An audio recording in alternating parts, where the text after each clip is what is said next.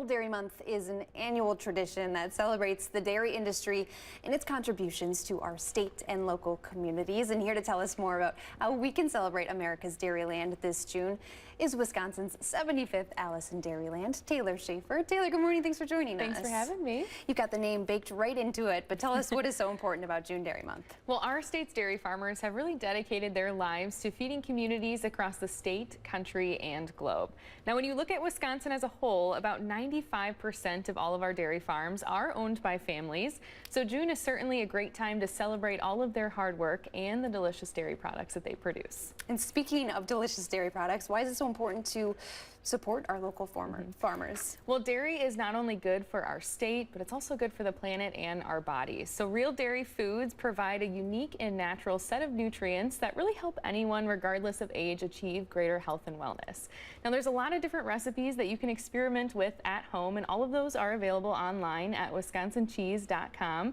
But for me personally, I am not the world's greatest cook, so I love to make charcuterie boards and bring them home for my family, and these are just some of my favorites. Beautiful. Yes. So walk us through these beautiful products that we have in front of us. So there's a lot of different variety that we have in this basket. Now, this is great because any charcuterie board you make is fit to your family. So whatever cheese you like to eat, whatever cheese you even have in your drawers at home, you can use just about anything to make a beautiful board to share with family members. But the most important thing to do is to look for that Proudly Wisconsin badge on all of your dairy products, and that ensures that it was genuine to Wisconsin, so it's made right in our state. It's just a great way to support our state's farmers and processors all year long, not just in June.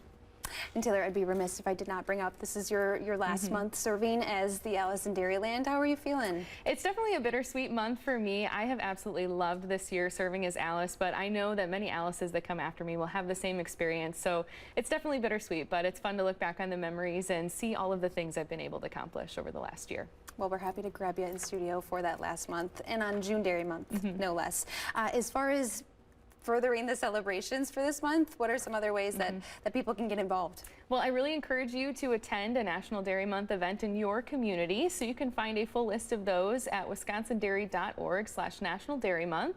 There are tons of events all over the state of Wisconsin, but specifically here in Madison, Cows on Concourse will be happening on Saturday. I will be there, so I'm really looking forward to that.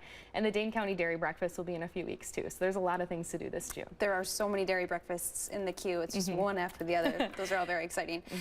For those not familiar with Cows on the Concourse, can you break that down for us? Well, it's an annual event that really celebrates our dairy industry. It's always the first weekend in June, and they literally have cows on the concourse. So it's right around the Capitol, and they'll bring cows and calves. So it's a great opportunity to talk to dairy farmers, really interact with the people who are at the heart of our agriculture industry, and of course, enjoy plenty of Wisconsin dairy products too. Absolutely. Taylor, thank you so much for your time. Thanks for having me. I appreciate it. And